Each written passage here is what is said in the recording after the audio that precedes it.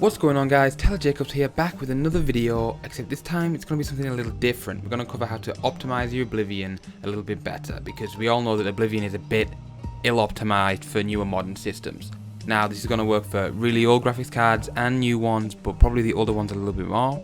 Let's get right into it. Roll the intro.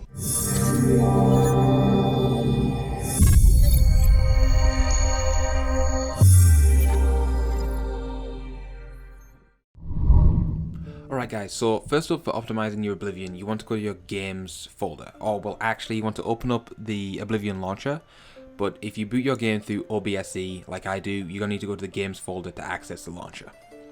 So if you just right click on a shortcut, if you have a shortcut on your desktop like I do, if you right click on it, you can click open file location and this will take you straight to your directory. Other ways to do this is if you have Nexus Mod Manager, you can click on the little folder arrow in the top corner, then click Open Games Folder. This will take you to the directory. And if you own Steam, you can click on your Steam game. I don't own Oblivion through Steam, so I'll use another game as an example. But you right click on your Oblivion game, click Properties, then go Local Files, and you can click Browse Local Files. And this will bring you straight to your directory as well. If you own Oblivion through Steam, this will be your directory right here. Program Files, Steam, Steam Apps Common, then just the end bit here will be Oblivion instead of Age of Empires 2. If it's not in any of those locations where you can't find it, then you've installed it somewhere else. A good place to check is your games folder on your OS drive, like I have here. I have my games folder, and then it's just under Bethesda, then the Elder Scrolls, and Oblivion. So this is right where my Oblivion folder is. So once here, you just want to open up your Oblivion launcher. So you can just double click on this, and this will bring up this little menu right here. Just go into your options, and then you want to change around some of these settings. Now you want to turn VSync off. If you can have it on if you want to, it helps limit your frame rate. What VSync does is it syncs your in-game frame rate with the frame rate of your monitor. So if you have a 60 Hz monitor, it will sync the game to 60 frames per second. It works pretty well. I sometimes use it, although in certain games it gives me input lag. Noticeable input lag, so I tend to not use it. I use a separate frame rate cap. My recording program actually has a frame rate capper in it, but we'll cover that anyways. You can actually change the frame rate in the ini files, so I'll show you where to do that when we get there. Anti-aliasing, you want on 2 samples. Most graphics cards, even the really old ones, can handle 2 samples without any hits to frame rate. So you can do 2 samples if you want. You can go 4 if you've got a better graphics card. 8 is kind of overkill. I have a 1060, right? I should be able to run Oblivion at max graphics, but I don't. I leave mine on 2 samples just to get the best performance out of the game. And then for distance rendering, I have landscape, buildings, and trees all ticked. Next up, we want to go into the game, and we're going to change some options inside Oblivion itself. Alright guys, once you're in Oblivion, you want to open up your video settings tile, and you just want to we're just going to change some of the settings here to help optimize your game a little bit more.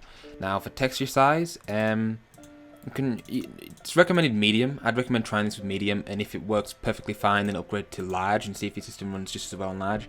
Most graphics cards should be able to handle large. I'd recommend leaving it on medium for now, and then we'll see how it goes from there. Your resolution, if you're really struggling and having really bad frame rates, lowering your resolution will give you better frame rates, but it'll also make the quality less. You can also try playing it in windowed mode on a lower resolution as well. That would help, but most systems should be able to run it at the native resolution. For all your fadings here, you kind of want to have a decently high number, but not too high. So for my object fade, I usually have it around 40%, right? So I don't really like having it much higher than that, because then it's just rendering way too far into the distance. And I usually have everything else close to. So like my trees, I have it like 29% here, and active fade at 28%. So this is just how far away do the objects fade away from you. And then for item fade, you don't need it to be quite as high because they're a lot smaller. But if you have this too low, your system will be constantly trying to render things as you walk. So if you have my object, like all my fades here all the way down, then my view distance all the way down as well. As I'm walking along, the system will be constantly rendering new things as I move, instead of as soon as I step outside, it rendering the full distance and then rendering all my little bits and bobs here as well, right? So that's why I like to have this stuff kind of out here, and around 40% is where I like to keep all my stuff, apart from item fade. That's usually kind of how I go. Now, this section here, you can have this like on if you want. It depends on if you want the extra quality or not. If you want to be able to see the stuff in the distance and it not look really bad, and have it on, but it really makes no difference if you have it off. I'd recommend starting with it off and then turning it on again if your system runs fine afterwards.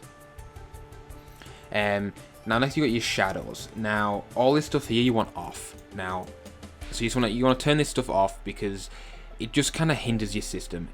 If your system runs fine and you want to try turning them on, you can, but there's really no reason to have it on. Now your distance here, your specular distance, again I'd say probably around about 40%. Water detail,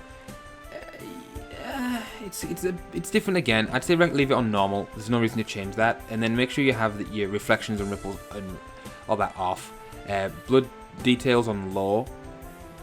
You can turn it off as well, I think. Yeah, you can turn it off if you want, but I just recommend leaving it on low so you actually get some blood detail, and then I just kind of leave it at that. And then your Windows reflections, make sure that's off too. So these are just kind of base settings, and these don't matter quite as much. The big ones are your shadows here, your specular distance as well are the big ones. But other than that, this stuff kind of just depends on system a lot and what you prefer. But I like to have it around about these settings so I can see a bit easier as I'm walking. It's not constantly loading new stuff, because you do not want to have this stuff too low, that doesn't help anyone. But once you've got this done, we're going to go into the ini file next and change a couple of ini settings. So you can just leave Oblivion and I'll see you back on the desktop. Alright, so next you want to edit your ini files. So if you just press your Windows and E key, it'll open up an Explorer window. And you can just go to the My Documents folder and then My Games. And in here you want to go to your Oblivion folder and you want to find your Oblivion ini file. You also be at this location as well. They all default go to the My Games folder in Documents. Really easy to find. It's not in your Oblivion main game folder. It's not where your OBSE and your launcher is. It's in the Documents My Games folder. So make sure you go there and look for it here. Once here, you're going to see your ini file. Just right click and then you can click Edit. You can edit with the normal text pad or ++. I'm using ++ here just to show you. You can use it with ++, or you can just edit it with normal Notepad. Now I'm just going to do it with normal Notepad just for the sake of it, because most people, I'm assuming, don't have Notepad++ installed in this system. Now we're going to be looking for quite a few different things. They'll all be in the description. If you go down to the description, you can copy and paste all of the names of all of the different bits we're going to be changing. Now this is a fresh ini file, so your ini file should look very similar to this one for settings. So we can change them all together. So if you just press Control F, this is to search. So Control F will help you find all of the little bits. So I'm just gonna copy and paste a couple of these, and then all of them will be in the description. So you can just go there, because I don't want to go through them all. But you can see here. So you want to have your use joystick here. You want to have this on 0.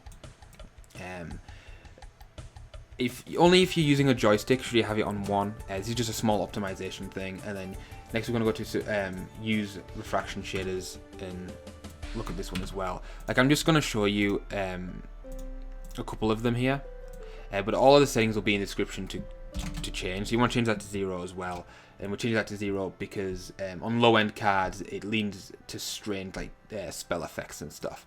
So all the settings you'll need to change will be in the description. Just Control F and then change them all through the find.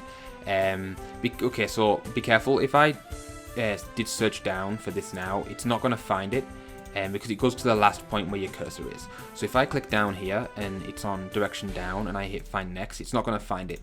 But if I do direction up, it's going up from where my cursor is instead of down. So by searching up, it finds the location. Just be careful of that when you're using Control F in Notepad to find these settings. So they'll all be in the description. You just want to change them to the settings that I have down there, and it'll explain exactly how to and why for most of them as well.